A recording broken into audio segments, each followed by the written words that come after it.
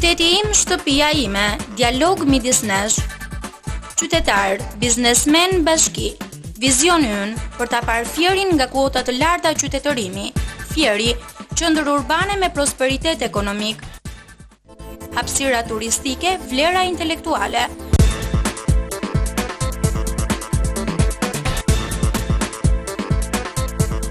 Liberalizimi I vizave, një proces ky sa I dëshiruar aq edhe I larguar në kohë për qytetarët shqiptar. Gjithsesi, pas më shumë se 20 vitesh tranzicion, pas më shumë se 20 vitesh ovatjeje, eksode dhe padyshim edhe emigracion të palishëm, duket se qytetarët po prekin tashmë ëndrrën e tyre disa shekullore. Do të ishte në fakt eurodeputetja Tanja Fajon, që është njëkohësisht edhe relatore për Ballkanin, ajo e cila do të ndërmjetëson dhe do të investonte fuqishëm për të mbushur mendjen Bashkimit Evropian që Shqipëria vlen. Ajo do të vendoste dhe me këmbgulin e saj do të prezantonte të gjitha arritjet e Shqipërisë për edhe plotësimin e standardeve të vendosura si kusht nga Bashkimi Evropian pikërisht për procesin e liberalizimit të vizave. Fill pas kësaj, pra rezoluta e Tanja Fajon do të përqafojë dhe përshëndetej nga Parlamenti Evropian. Eurodeputetët do të ishin pro kësaj rezolute, duke dhënë votat e tyre me më shumë se 530 vota pro. Më pas kësaj, në këtë limite kohore, Shqipëria do të vazhdonte të ndryshonte imazhin e saj në botë, por edhe do të vazhdonte të plotësonte ato kriteret të paplotësuara deri tani. Ndërkohë që do të jetë data 8 nëntor, ajo që do të vendoste dhe vulin definitive për fatin e liberalizimit të shqiptarëve, për lëvizjen lirshëm të tyre. Do të jetë data 8 nëntor, ajo që do të vendos nëse ministrat e brendshëm të 27 vendeve anëtare të Bashkimit Evropian do ta miratojnë këtë proces të rëndësishëm për shqiptarët dhe fill pas kësaj, 20 ditë pas hyrjes në fletorën zyrtare dhe konkretizimit të këtij vendimi, shqiptarët do të mund të lëvizin lirshëm në vendet e zonës Schengen.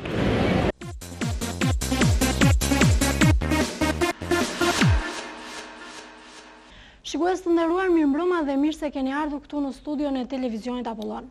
Sonde do të flasim pikërisht për procesin e liberalizimit të vizave, një proces ky I shumë pritur nga qytetarët shqiptar, pra një proces I cili po shkon tashmë drejt konkretizimit të tij final.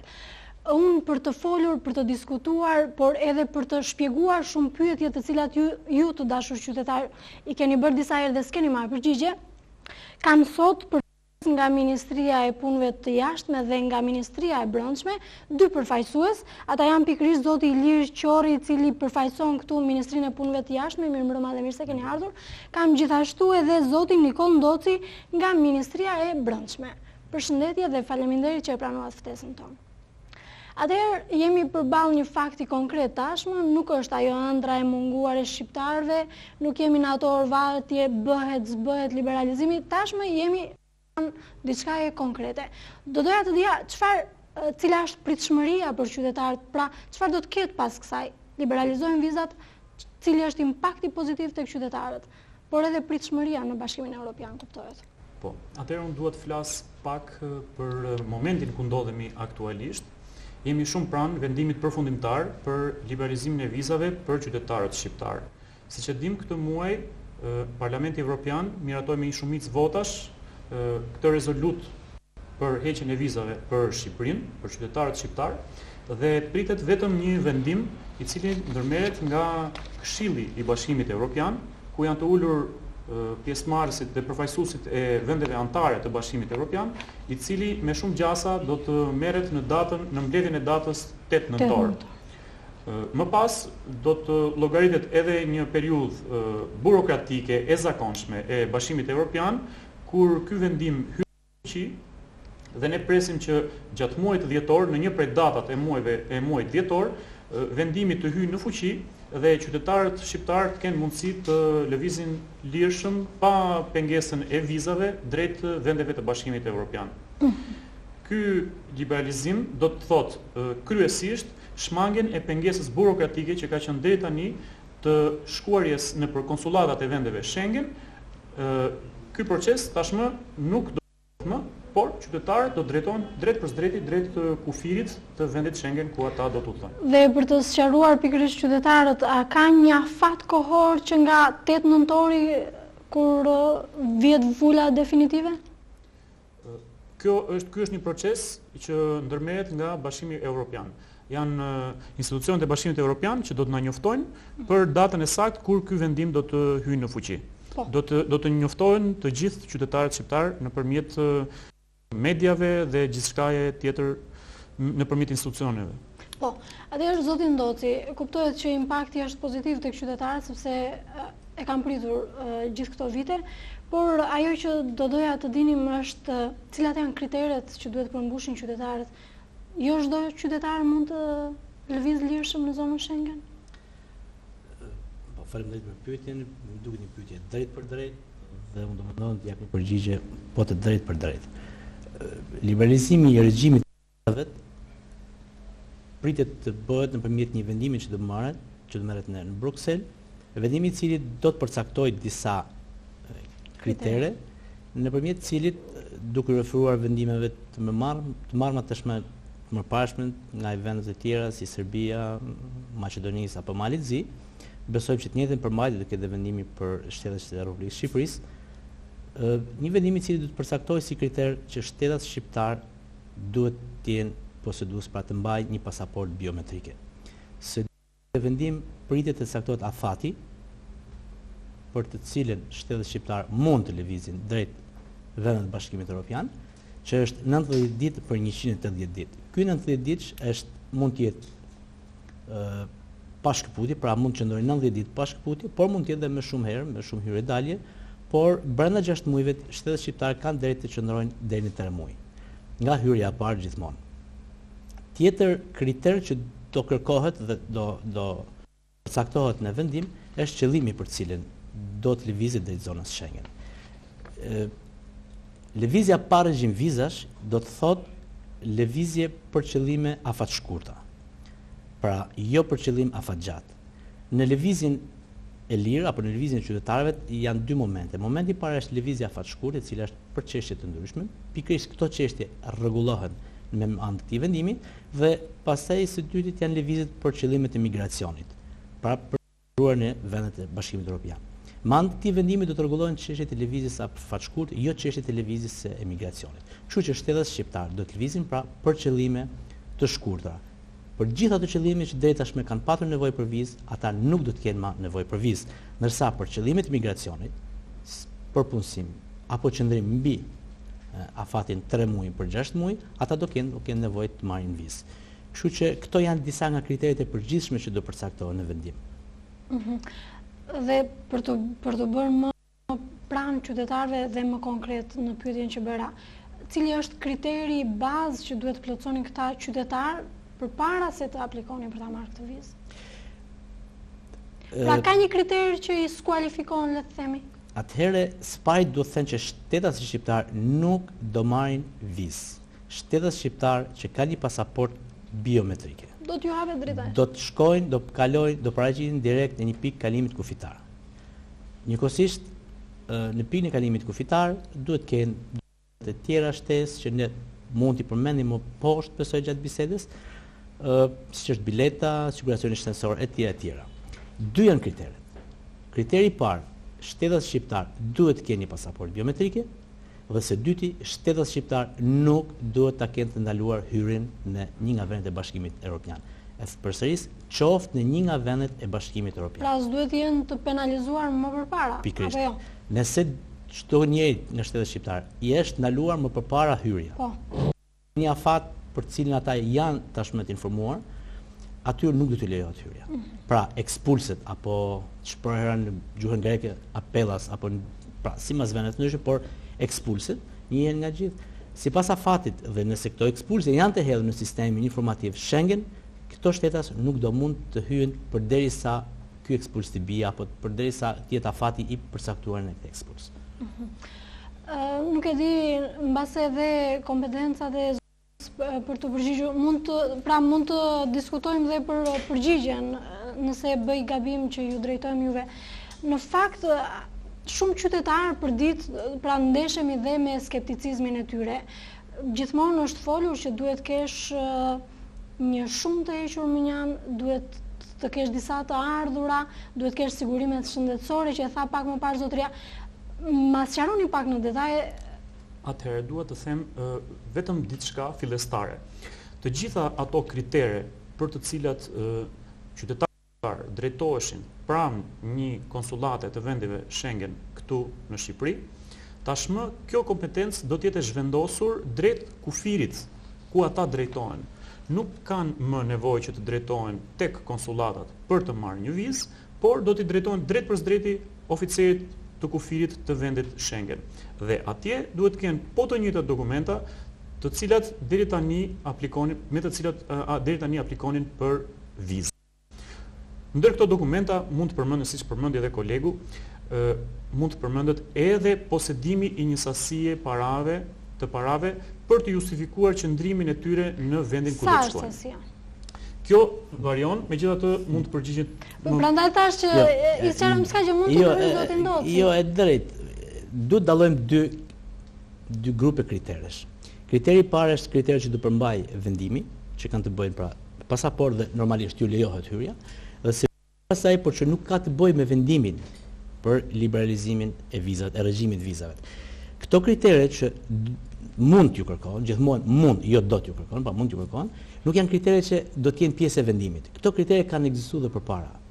Jo, në fakt duket sikur merret një vendim pozitiv dhe pastaj bëhet molla e ndaluar. Ajo mollë ka qenë Për qytetarët. Atëherë, pas liberalizimit të regjimit të vizave, shtetet shqiptar për qëllime afatshkurta, pra për qëllime turistike, vizite, mjekësore, studime, biznesi, etj. Nuk ka nevojë të shkojnë të marrin vizat. Atëherë, për ta bërë më të qartë, deri sot në Bashkimin Evropian, në Schengen janë aplikuar 2 lloj vizash. Bashkimi Evropian teorikisht janë 3 lloje, është viza tipit A, tipit B dhe tipit C dhe e tipit D që rregullon çështjet e punësimit. Viza tipit A është kërkuar vetëm nga Anglia për tranzit në aeroport, por jo nga vendet e Bashkimit Evropian. Ndërsa viza tipit B është viza tranzit. Pra shtetet shqiptare nëse donin të kalonin nga një vend i Bashkimit Evropian në një vend tjetër, duhet kishin një vizë tranzit për të kaluar në këtë vend. Tashmë kjo vizë nuk është nevojshme. Shtetet shqiptar për të marrë një vizë me afat maksimal nga 90 për 180 ditë, duhet të shkojnë në një ambasadë që të aplikojnë për një vizë. Kjo vizë mund t'ju jepej, mund mos t'ju jepej. Nëse nuk arrin të justifikojnë qëllimin, pra nuk do t'ju jepej. Dihej problematika e dokumentacionit pafund që duhet të aplikojë. Sot shtetet shqiptare, nëse do shkojnë për qëllim të tillë, nuk kanë nevojë të shkojnë në ambasadë. Do marrin pasaportën dhe do shkojnë direkt në pikën e kalimit kufitar dhe do kalojnë. Tani, pra u dhënë stop burokracive. Burokracive të ambasadës. Marrim anën tjetër të medaljes. Tani, në rast se pyetje kam të drejtë për drejtë nga qytetarët. Jo kuptoj pyetjen tuaj. Në rast se një qytetar ka sot mundësi ekonomike, lëviz dhe me vizë apo jo? Flasim për qytetarët që nuk kanë mundësi sot në vizë. Nuk do ketë nevojë, nuk jepet më vizë. Republika e Shqipërisë është, domethënë vendimi ka e het Shqipërinë dhe e fut në një listë tjetër. Pra, nëse ju shkoni për të marrë një vizë, ju thonë nuk ju duhet vizë dhe nuk mund ta merrni, nuk keni nevojë ta merrni këtë vizë. Pra, çdo shtet shqiptar, si ai që ka mundësi, si ai që s'ka mundësi, nuk ka nevojë për vizë. Tani, nëse bëjmë lidhjen apo një paralelizim mes periudhës kur shtetet shqiptar kishin nevojë për vizë. Nuk konsistonte këtu në fakt. Të kaloj tek ajo që pikërisht tek ajo që pyetet ju. Më parë shtetet shqiptar megjithëse merrin një vizë, nuk do të thonë që automatikisht tani do të hyrin në Bashkimin Evropian apo në një vend ku kishin marrë vizë. Kjo ishte një drejt që të trokisnin në pikën e kalimit, në rastin po marrë një rast Italinë apo Greqinë apo Gjermaninë. Në momentin që këta kishin një vizë dhe paraqiteshin pranë policit apo pranë punonjësit të policisë kufitare të këtij vendi, ky punonjës policie kishte të drejtë të kërkonte edhe disa kritere shtesë. Këto kritere shtesë nuk kanë të bëjnë me vendimin. Këto kritere shtesë kanë të bëjnë pikërisht me kodin Schengen. Në kodin Schengen janë të përcaktuara edhe kriteret për të cilët mund, pra, punonjësi i policisë kufitare i një vendit mund t'i kërkojë një qytetari apo një shtetasi të huaj. Dhe shtetasit huaj për Bashkimin Evropian nuk janë vetëm shtetasit shqiptar. Janë të gjithë shtetasit që nuk janë antar të familjes europiane, të Shtetet Bashkuara të Amerikës, të Kanadas, të vendeve të tjera me të cilat Bashkimi Evropian ka apo nuk ka regjim vizash. Dhe këto kritere kanë të bëjnë pikërisht sparit. Shtetet shqiptare, nëse do t'ju kërkohet, duhet të dokumentojnë, e përsëris, të dokumentojnë qëllimin e udhëtimit. Nëse ata shkojnë për qëllime turistike, ata si në çfarë mënyrë? Ma sqaro sepse nëse një shtet shqiptar do paraqitet me pasaportën biometrike, do kontrollohet në sistem, nuk e ka të ndaluar hyrjen, pra nuk ka pasur probleme me do paraqitet në pikën kufitare. Do shkojnë në pikën kufitare të Shqipërisë, pastaj do mbrihen në Itali. Në Itali do t'i kontrollohet pasaporta, e ka pasaportën. Do të shikohet në sistem automatikisht në sistemin informativ Schengen, nëse ky person nuk ka pasur probleme përpara, pra nuk ka ndalim hyrjet, nëse do t'i kërkohet. Pra kjo është sipas analizës që autoritetet kufitare mund t'i kërkojnë, mund t'i kërkohet dhe mund të pyetet ku po shkon. Kush është qëllimi i hyrjes në Itali? Ky shtetas duhet të jap një përgjigje. Pra duhet ta ketë argumentuar arsyeën për të cilën lëvizja. Jo vetëm të dokumentuar. Kështu thot kodi Schengen, se argumentet nganjëherë nëse i kërkohet ku do shkosh, do shkoj për turizëm. Atëherë do t'i kërkohet ta dokumentojë që shkon. Dhe do t'i kërkohet një rezervim hoteli. Çfarë është ky lloj dokumentimi? Ku mund ta marrë qytetari? Sepse flasim që sot na dëgjon dhe një qytetar në zonën më rurale. Absolutisht. Atëherë do t'i thotë, pra duhet të jetë i aftë të tregojë arsyeën, motivin pse po shkon. Nuk mund të shkosh në kulturë kot. Po. Shkoj për turizëm. Atëherë do t'i duhet patjetër një adresë, një rezervim hoteli. Do t'i kërkohet para. Sa para? Atëherë do t'ju them. Nëse ti shkon për turizëm dhe s'ke para, është një argument që ai të kthej mbrapa. Dhe kjo nuk është vetëm për shtetet shqiptar kur shkojnë në Bashkimin Evropian. Këtë kriter ka dhe Shqipëria për shtetet të huaj kur hyn në Shqipëri. Unë mund t'ju them që vetëm këtë vit ne kemi të prapsuar në kufi deri ditën e sotme që flasim 420 shtetas të huaj. Pikërisht sepse ata kur kanë ardhur në kufi nuk kanë justifikuar qëllimin e hyrjes në Shqipëri. Nuk kanë patur mjete financiare të mjaftueshme. Ne kemi patur raste, vjen në Rinas, një shtetas që nuk po përmend shtetin, ku po shkon për turizëm, ke rezervim hoteli, kam, sepse ishte fut në internet dhe bën një aplikim Sheraton. Ke para, kam. Sa do rish një javë? Sa ata rroke 200 euro. Ne kemi prapsuar, ato 200 euro spinde kafe të Sheraton. Pra, sepse autoritetet tonë kuftare nuk bindën që ky njeri me të vërtet vjen për atë qëllim që thotë. E njëjta gjë. Se përjashtohet mundësia që mund të qëndrojë te miqtë shqiptar. Do ta shpjegoj. Pra, shpjegosh motivin. Motivi tjetër mund të jetë po vi për një aktivitet. Kam një ftesë. Nuk ka problem. Motiv tjetër po shkoj të afërmit e mi. Tek babai, tek vllai, tek X. Duhet ta sqarojnë. Duhet të dinë ku shkojnë. Duhet të dinë ku shkojnë. Nëse ju mund të thoni shkoj tek vllai në Itali, po referohem gjithmonë italisë që kemi fqin, dhe të thon ku, nëse ti në vend është vllajot dhe ti nuk di të tërgosh qytetin, do të thotë që ti nuk di të marrësh trenin pas avionit apo pas targetit. Do të thotë që ti nuk ke informacion po shkon dhe nuk mund të lejojnë, është normale. Mjafton ti du të dish emrin e personit të cili shkon, adresën, nuk po them rruga e tjera, por qytetin, numrin e telefonit. Ky është një informacion i mjaftueshëm. Së dyti, shtetet shqiptare duhet të kenë mjete financiare për të justifikuar dhe për të mbuluar shpenzimet e hyrjes, qëndrimit, nëse bëhet fjalë për tranzitimit dhe kthimit. Këto mjete financiare mund të bëhen në kesh, në karta krediti, ose e përsëris, ose duhet të argumentohet që në mënyrë ligjore ti i siguron të ardhurat. Një nga mënyrat ligjore është që personi i cili të pret të mbulon shpenzimet. Pra, unë nuk kam lek, por vllai ose mund të kemi për një bilet të vogël, por do të mbulojë djali ose prindërit e tjerë. Ajo është detyrë e palës e policisë e kufitare vendase të kontaktojnë, të telefonojnë, sepse ti do t'i japish numrin e telefonit ti e tjera. Kështu që kjo për sa i përket pjesës nëse ti nuk ke, por nëse ti je një turist apo një person që lëviz i pavarur, pra që nuk ke një njeri që të pret, ti do të dish të justifikosh dhe të kesh të ardhurat. Atëherë kaloj tek pyetja sa do të jenë të ardhurat. Pra nëse gjithmonë nëse ti je një person i cili e organizon lëvizjen tënde në mënyrë të pavarur për turizëm, sepse ka edhe shqiptarë që shkojnë për qëllime turistike. Nuk do të referohemi që gjithë do ikin tek vëllezërit apo tek tjerë. Ka plot shteta shqiptare. Probleme shëndetësore. Ose probleme shëndetësore. Atëherë, vendet e ndryshme kanë limite të ndryshme. varjojnë nga 25 euro disa vende deri në 50 euro.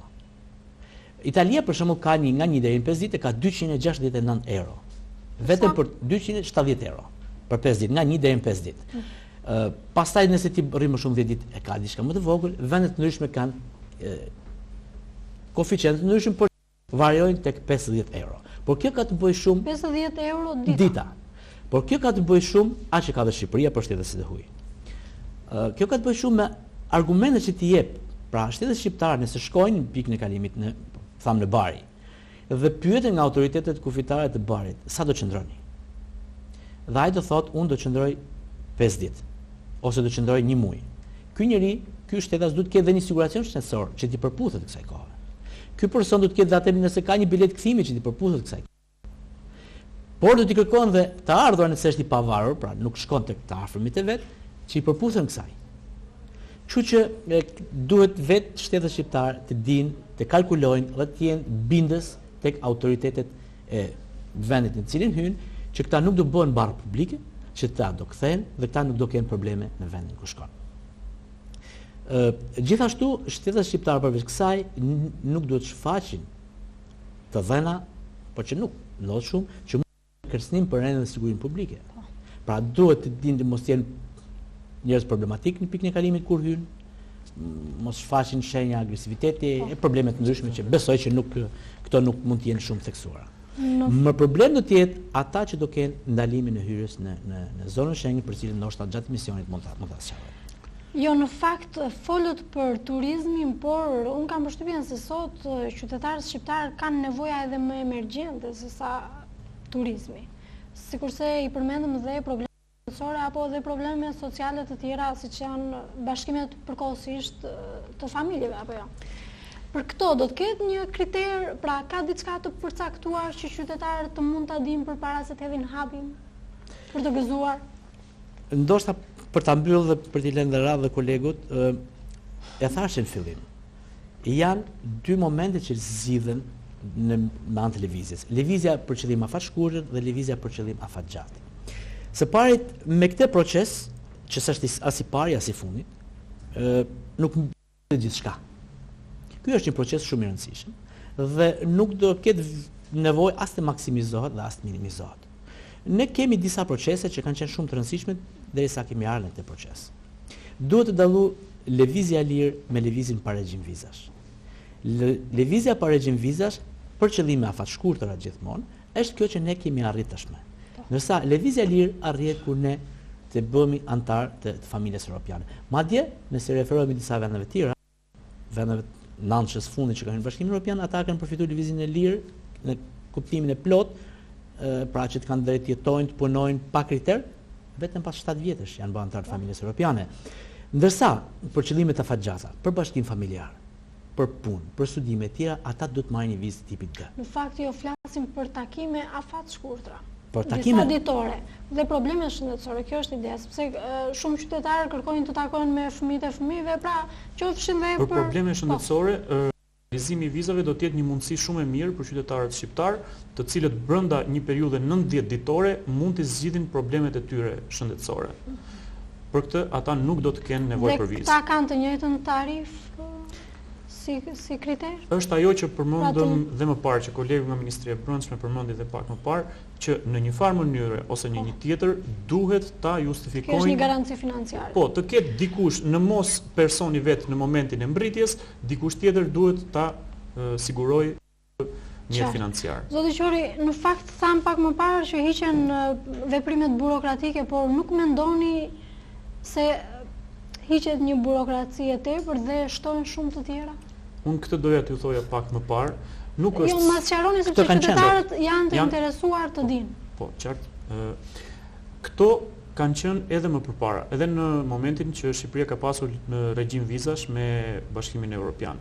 Po them vetëm që këto zhvendosen nga konsulatat e vendeve Schengen, zhvendosen tek oficeri i kalimit të kufirit në vendin pritës.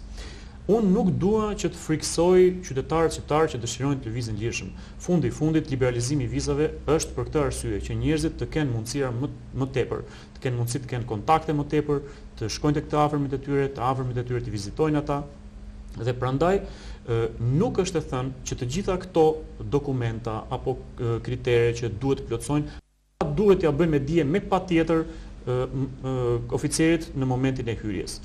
Por duhet të jenë të përgatitur që këto pyetje mund t'i bëhen dhe dokumentat të tillë mund t'i kërkohen atyre. Mund të ndodhi që shumë thjesht mban radhën, dorëzon pasaportën biometrike, kalon kufirin në mënyrë normale dhe nuk i bëhet asnjë lloj pyetje apo nuk i kërkohet asnjë dokument.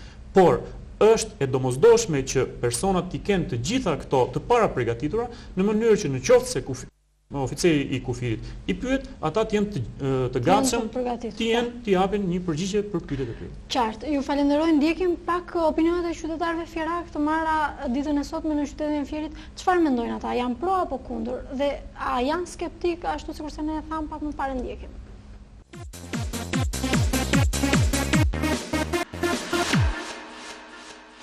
Për çfarë mendojnë qytetarët shqiptar pikërisht për liberalizimin e vizave? Si e kanë parë ata këtë proces? A janë skeptik apo janë optimist për procesin në fjalë? Një pjesë e tyre janë të trembur për faktin e plotësimit të disa kritereve dhe padyshim që dhe plotësimi i kritereve është një ndër më të rëndësishmit, është pikërisht plotësimi i bazës financiare. Pra duhet kesh një kuotë që të lëvizësh lirshëm për njërin ose për disa arsye në vendet e zonës Schengen, që është pikërisht ajo kostoja financiare e mbulimit të shpenzimeve. Pra, si kanë parë qytetarët shqiptarë dhe mëtej si kanë parë qytetarët fierak procesin e liberalizimit të vizave, le të marrim mendimet e tyre. Po liberalizojnë viza dhe më thuash pak si e prisni juve? Jeni të lumtur për këtë? Shumë e kënaqur dhe shumë e lumtur që po bëhet, domethënë ky veprim, ky ligj këtu në Shqipëri, po në disa të tjera duhet bëhet më përpara qeveria. Për sa i përket liberalizimit, jam shumë e kënaqur dhe bravo i qoftë qeverisë që e bëri këtë punë. Jeni njohur me kriteret të cilat duhet të përmbushen? Kam 13 vjet që jetoj në Greqi dhe jam me dokumenta. Edhe ato kriteret i njoh shumë mirë se pse kjo gjë që edhe në Greqi në lidhje me Rumaninë dhe me Bullgarinë, edhe kështu që i njoh kriteret që më përpara. Do të kishte një urim për shqiptarët? Uroj gjithë shqiptarët të takohen me të dashurit nga i kanë nga si kanë. Jeni njohur me procesin e liberalizimit të vizave? Jeni njohur me për liberalizimi vizave bëri shteti dhe asnjë gjë të gjera. Derisa shteti bëri bota, se bëri shteti, po bëri gjithë bota liberalizimin e vizave për arsye se e pasë Shqipëria u vani fund fare, dha drejtën e vizave pa kultojnë shqiptar drejt atë poshtë. Diçka e mirë kjo apo jo? Po diçka e mirë, të e bën. Të bëj pastia bota, edhe jo pastia pushtet. Dakor? Po mendoni që të gjithë do të kenë të drejtë të lëvizjes? Jo, të gjithë jo, ai i kanë nxjerr kriteret. E përballojnë shqiptarët këtë? Kurrë se përballojnë shqiptarët. Rrallë janë ato që kanë përballojnë. Proces pothuajse është i vonuar, sepse qytetarët shqiptarë janë pjesë integrale të qytetarëve evropianë, si gjitha, le të themi, shtetet e tjera evropiane që aderojnë dhe lëvizin lirshëm për të gjitha, domethënë për sa i përket ndimit dhe komunikimit njerëzor, biznesit, marrëdhënieve të tjera që lidhen me turizmin, me lëvizjen e lirë, shumë e radhë. Është proces shumë i rëndësishëm. Dhe përsa i përket kritereve të vendosura për lëvizjen e shqiptarëve në zonën Schengen? Kriteret duken pak, le të themi, diskriminuese në thonjza, sepse vendosin shumë sanksione, si për shembull periudha e qëndrimit në 3 muaj. Aspekti i garancisë financiare është diçka që fillimisht nuk konsiderohet si lehtë, por në bimësi domethënë kjo do të jetë një problem. Derisa për çdo ditë qëndrimi duhet të kesh një garanci financiare, që duhet të deklarosh në dogan.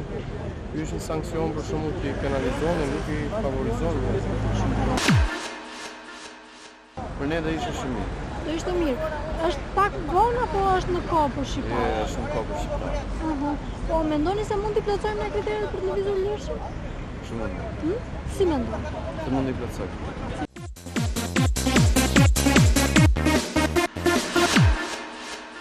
Pra, këto ishin opinionet e qytetarëve, jemi kthyer tashmë sërish në studio në bashkëbisedimin tonë.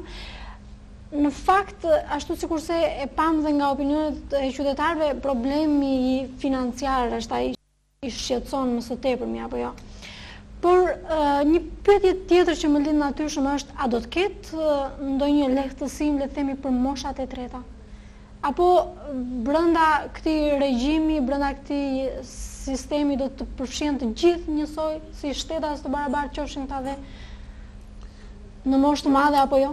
Deri në momentin e tanishëm, në momentin që ne po flasim, midis Shqipërisë dhe Bashkimit Evropian, ekziston një marrëveshje e lehtësimit të regjimit të vizave, që do të thotë, në qoftë se dikush që i përket një kategorie të personash, në këtë rast një pensionist, i drejtohet konsulatës italiane, le të themi, për të marrë një vizë, dhe ai ka kaluar kufirin e moshës së pensionit, atëherë ka lehtësira për marrjen e kësaj vize. Për shembull, viza e tij jepet falas. Apo kërkesa për të justifikuar qëllimin e udhëtimit, flasim momentalisht. Në momentin që vizat do të liberalizohen, atëherë të gjithë qytetarët shqiptar do të gëzojnë këto të drejta pa asnjë kufizimi. Nuk do të ketë kufizime ndërmjet grupeve të qytetarëve. Jo, në fakt ndonjë lehtësim, sepse meraku im është për moshat e treta, nëse mund të ketë nga shteti shqiptar për shembull një subvencionim X, le të themi, apo një për sa i përket kostos që mund t'i duhet gjatë qëndrimit në një vend të zonës Schengen. Jo, unë ndoshta mund t'ju sqaroja për sa i përket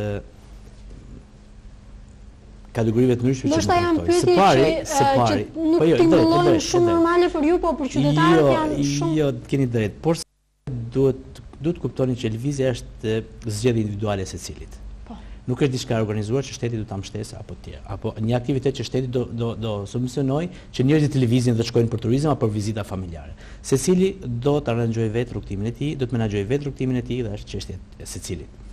Për sa i përket, a do ketë nga kjo mali me këto vështirësi që unë nuk i quaj vështirësi, diferencime mes moshave të treta, moshave të tjera.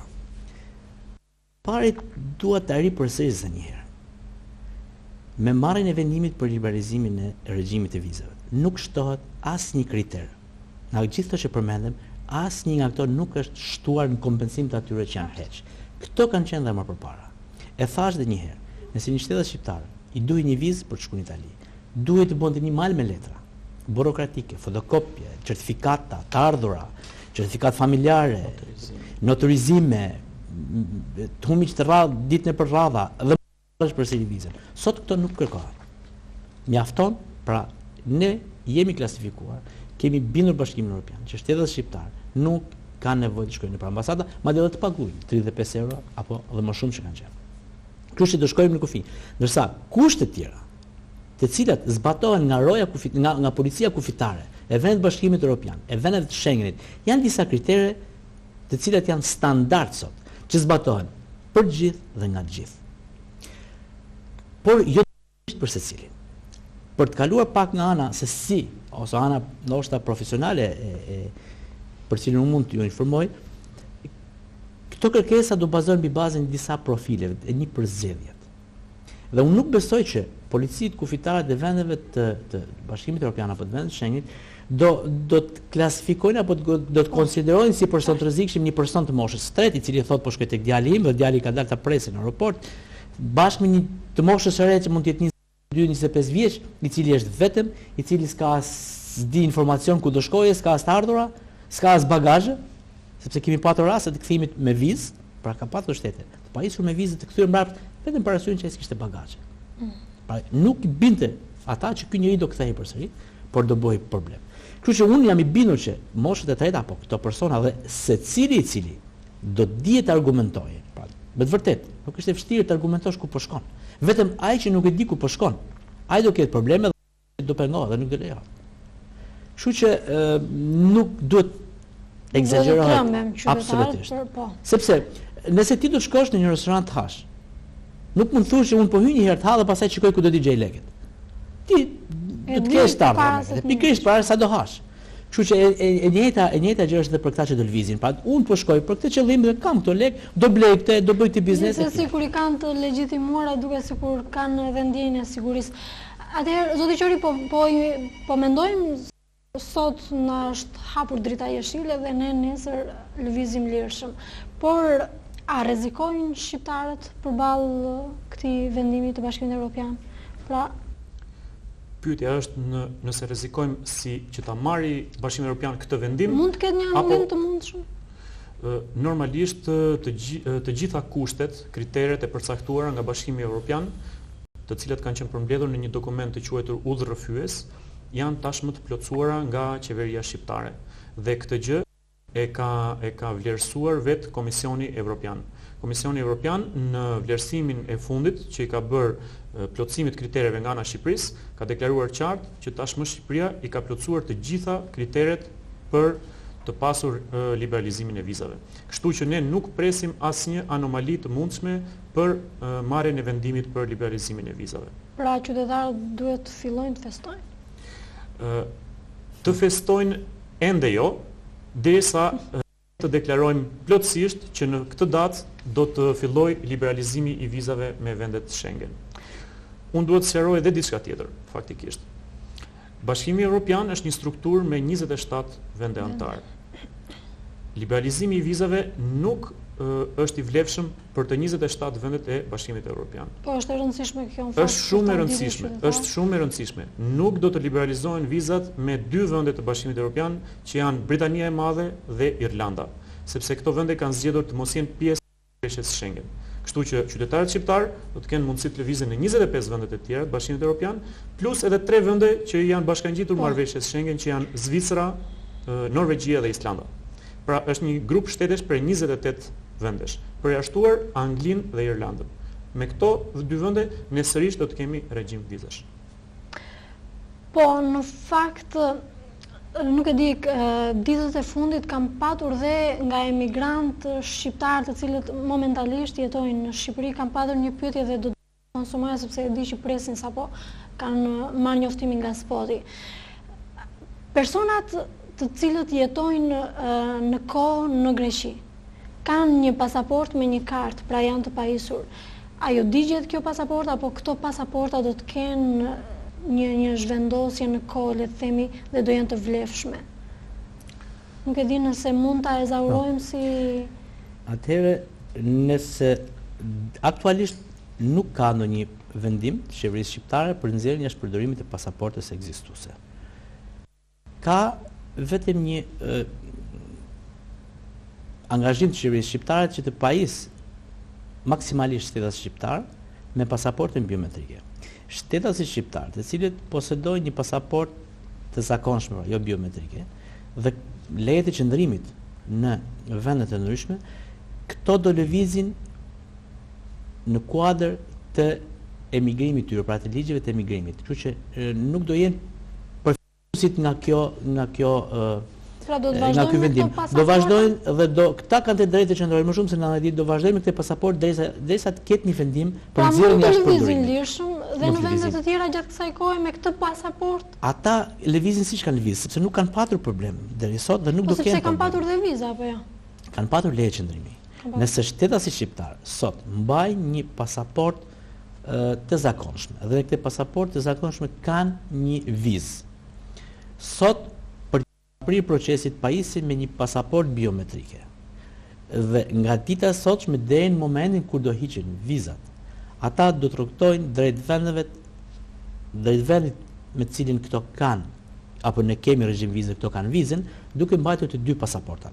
Lejohet, pra ligjërisht lejohet që të kenë të 2? Ne kemi njoftuar të gjitha vendet e ndryshme që ta njohin dhe nuk kemi reagim që nuk e njohin.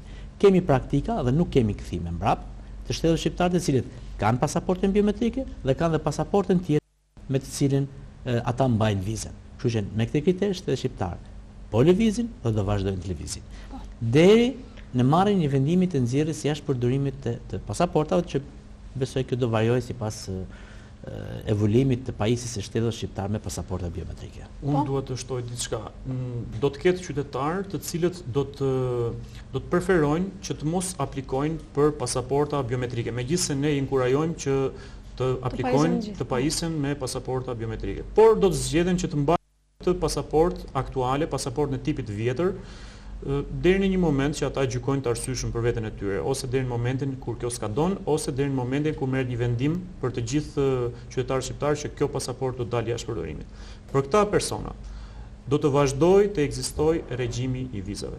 Nëse ai zgjedh që të mbajë këtë pasaport, atëherë do të detyrohet sërish edhe për një vizitë 2-3 ditore të shkojë pranë konsulatës së vendit Schengen dhe të pajiset me një vizë. Të pajiset ose jo, drejtohet pastaj nga konsulata, por do detyrohet që të drejtohet sërish te konsulata.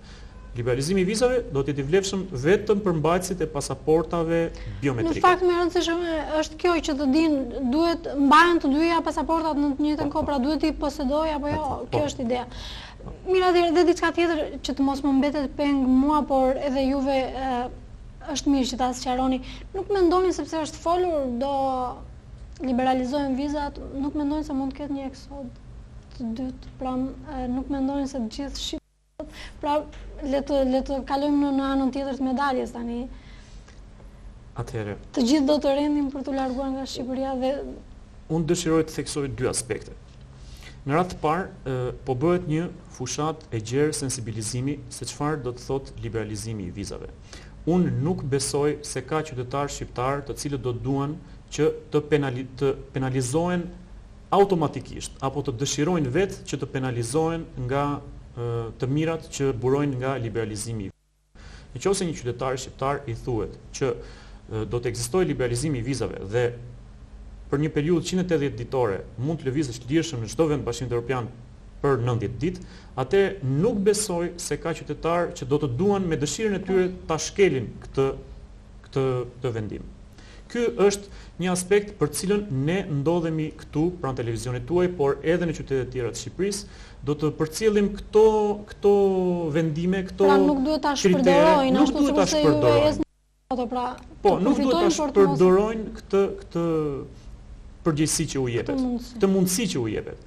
Dhe aspekti i dytë, unë do të thosha që gjithçka mbetet më pas në dorën e individit. Nëse një individ dëshiron ta shpërdoroj, atëherë është drejta e tij, mund vendosi që ta shpërdoroj, ne i inkurajojmë që mos ta shpërdorojnë. Është një e mirë që do ta kenë për një afat të gjatë dhe jo të shpërdorojnë këtë vendim. Nëse një individ, ashtu sikurse ju e quani pa përgjegjshëm, ashtu mund ta quajmë, pra, e shkel këtë, e shpërdoron dhe kërkon që të punësohet në atë vend që shkon qoftë për një arsye turizmi apo ku ta di unë diçka, një arsye tjetër, argument që mund ta gjej. Pra, nëse kërkon të punësohet, çfarë përfiton dhe çfarë humbet ky shtetas? Si është penalizimi? Shumë e drejtë. Së parit do të plotësoj diçka nga pyetja e parë, nëse ne kemi informacion apo i themi një eksodit nëse do të pas vendimit që do merret. Së parit, nëse i referohem kohës ku ne presim të merret ky vendim, që është në prag të festave të fundvitit, nuk do kishte asnjë të keqe që shtetat shqiptare dhe ne përkundazi unë personalisht do gëzosha nëse shtetat shqiptare do ta kishin luksin që t'i kalojnë festat dhe televizin dhe shoqër, pra t'i festojnë të dy festat apo të dy eventet së bashku, së parit heqjen e vizave dhe së dytit dhe festat. Problemi është nëse ne do ta konsiderojmë apo do të kjo lëvizje do bëj për qëllime më shumë se sa vendimi merret, që unë nuk besoj. Personalisht nuk besoj që shtetet shqiptare do ta shpërdorojnë këtë. Por dhe nuk duhet ta përjashtoni. Mund të ketë dhe pastaj do t'i sqaroj me zgjedhjen që dikush mund të marrë. Por nëse do t'i bëjmë një vlerësim asaj çfarë mund të ndodhe, së pari të shtetet shqiptare mezi po presin këtë proces jo për të ikë, por që kur të kenë nevojë të ikin, kur kenë nevojë të lëvizin, ku ju duhet të shkojnë, ata mos të kenë mal me burokraci nevojë për vizë. Dhe kjo do të jetë për gjithmonë, jo për 3 muajt e parë apo për 6 muajt e parë. Kështu që në këtë sens unë besoj që shtetet shqiptare nuk do ta shpërdorojnë këtë mundësi që mezi për vitesh e presin. Së dytit do të bëj edhe një apel pasi shtetet shqiptare nuk do ta humbin këtë mundësi. Ne sapo tham që jemi edhe pak ditë ka ngel një muaj, më pak, më shumë. Kjo do të jetë një vendim që do merret nga të tjerë, jo nga ne. Ka akoma njerëz që ikin në mënyrë të paligjshme nga Shqipëria drejt vendeve të ndryshme, kryesisht drejt Greqisë. Kjo është një humbje e kësaj mundësie me durët e tyre në fund të finishit. Dua të them që thash më lart, asnjë shtetas shqiptar nuk mund të hyjë në qoftë një nga 28 vendet për cilët lejohet, nëse ky shtetas ka ndalim hyrje në sistemin SIS, pra sistemi informativ Schengen, apo ka masat e tjera kufizuese në sistemet kombëtare, gjobat e tjera. Nëse do të ndaloj pak tek urdhat e largimit apo tek ndalimet e hyrjes apo ekspulsionet si quhen. Në bazë të kodit Schengen, autoritetet qendrore, kufitare, administrative dhe gjyqësore janë autoritetet që marrin vendim mbi ekspulsionet apo mbi ndalimet e hyrjes. Dhe këto vendime merren në rastet kur një shtetas i huaj, kushdo qoftë, në një nga vendet e Bashkimit Evropian, kryen një vepër penale për të cilën legislacioni parashikon dënim minimalisht 1 vit burg. Pavarësisht sa është i dënuar. Nëse është nga 1 deri në 5, nga 1 deri në 2, nga 1 deri në 3 etj, pra nëse është nga 6 muaj deri 1 vit, nuk është e thënë. Së dyti, nëse shtetasit e huaj kanë qenë subjekt i një urdhë largimit, deportimit apo largimit me forcë. Në këto raste pra është ajo që jepet ndalimi hyrjes. Së tretit, në rastet kur shtetasit e huaj gjithmonë ka patur dhëna që këto mund të jenë përfshirë në grupe kriminale apo në përbërjen kërcënim dhe për rrethën e sigurinë publike. Në gjitha këto raste janë autoritetet kufitare administrative, pra jo pika e kalimit kufitar. Pra nuk është policia në kufi si merr vendimin për ndalimin e hyrjes, por janë autoritetet qendrore, vendimi i cili i jepet në dorë shtetasit huaj dhe në cilën është i përcaktuar dhe afati i ndalimit të hyrjes. Ky vendim hidhet në sistem. Sa mund të jetë afati i ndalimit? Afati deri në 2008. Shkelet dita deri në 2008. Afati ka qenë deri nga 1 deri në 10 vjet. Nga 2008 dhe në vazhdim, ky afat është reduktuar në Bashkimin Evropian dhe është nga 1 deri në 5 vjet. Pra, nëse shtetasit shqiptar sot janë subjekt i hyrjeve të paligjshme nga vendet e Bashkimit Evropian, janë subjekt i qëndrimit të paligjshme nga vendet e Bashkimit Evropian, janë subjekt i veprave penale që mund të kryejnë në vendet e Bashkimit Evropian, janë subjekt i angazhimit në grupet kriminale apo kërcënim dhe rrezik për një nga vendet e Bashkimit Evropian, këto persona do të jenë subjekt i largimit, i kthimeve dhe i hedhjes së tyre në sistem dhe ndalimit për gjithë zonën Schengen. Kështu që mesazhi im i parë është të mos humbin këtë mundësi. Sa do të fitojnë këto njerëz, sepse ne e dim që këta shkojnë për qëllime për punësime, për qëllime ekonomike, por sa do i madh të jetë fitimi në këtë ditë apo në këtë finisht apo këtë pjesë të rrugës së mbetur deri në liberalizimin e vizave, asnjëherë nuk mund të jetë bart me humbjen që ato po i shkaktojnë vetes.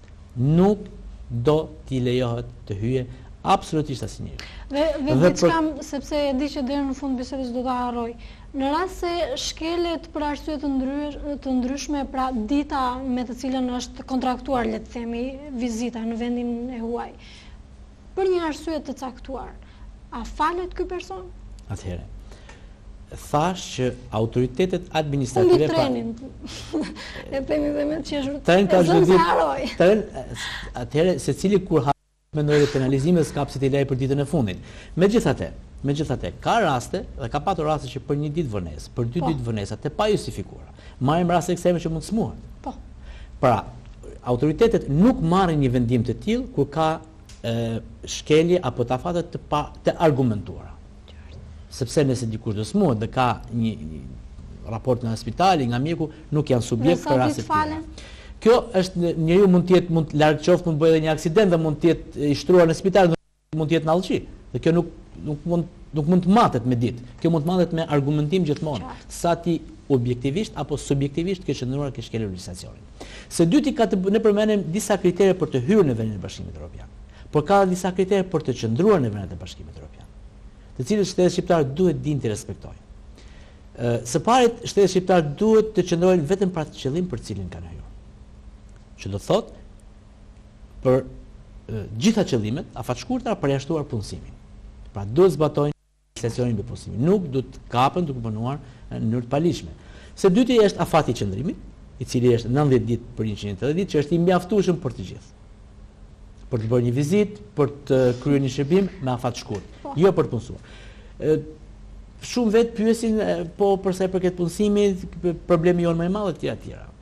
Nuk rregullon ky vendim çështën e punësimit, por faciliton, lehtëson njerëzit që këta njerëz mund të kontaktojnë në tregun e punës. Mund të kontaktojnë me punëdhënësit. Mund të kontaktojnë dhe kanë më të lehtë të marrin një kontratë pune. Duke qenë prezent tek punëdhënësi, të kthehen dhe të aplikojnë për një vizë punët dhe pasaj të kthehen të futen tek skema e emigracionit, pra të skema e emigracionit të pajisim një vizë e tipit D, e cila vetëm ajo mund të kthehet në leje qëndrimit. Ka dhe skeptik që thonë për kush na jep ne leje apo viza e tjera. Faktet janë bindse që dhe këtë vit ka patur me mira viza që janë dhënë Italia, qoftë nga Greqia, qoftë nga vendet e tjera. Secili që ka patur një kontratë rregullohet, por me këtë vendim nuk rregullohet çështja e punësimit. Për sa i përket por qytetarët mund të aplikojnë për viza që të mund të punojnë në vendet. Absolutisht, nëse ka një kontratë pune. Se duket sikur thjesht lehtësohet kalimi dhe pastaj për punësim Jo, nuk ka vendimi nuk merret me këtë çështje.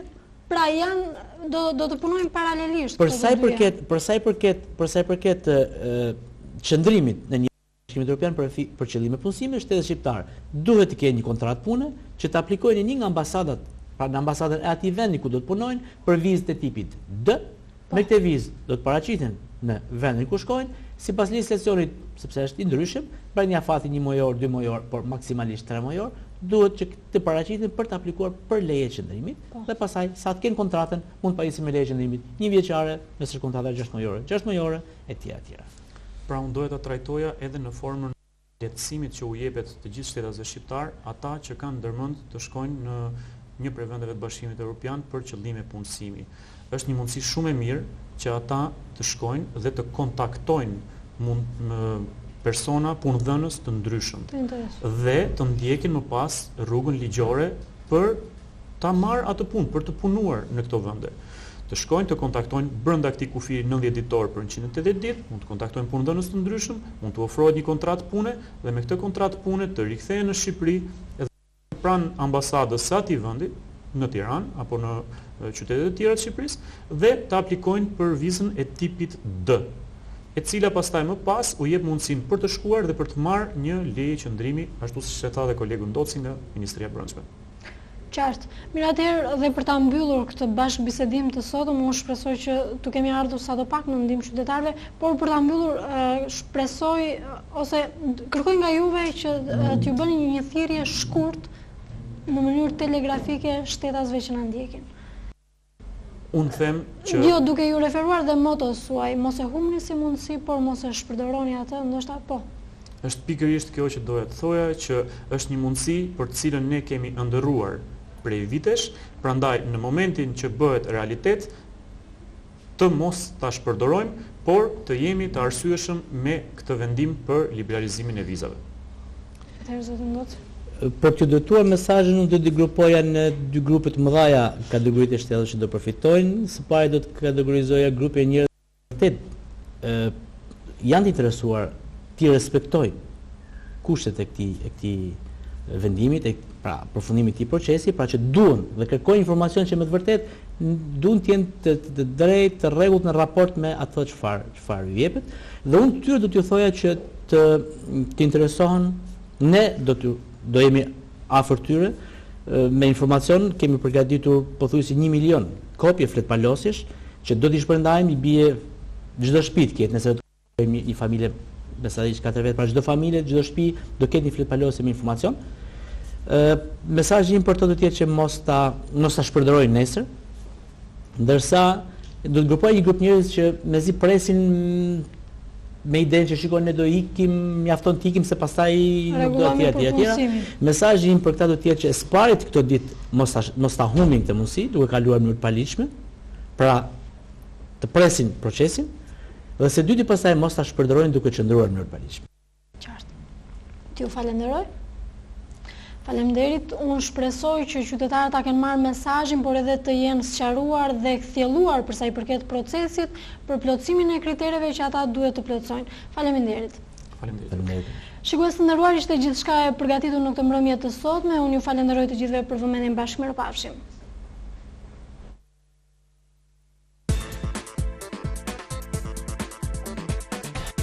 Qyteti im, shtëpia ime, dialog midis nesh, qytetar, biznesmen, bashki.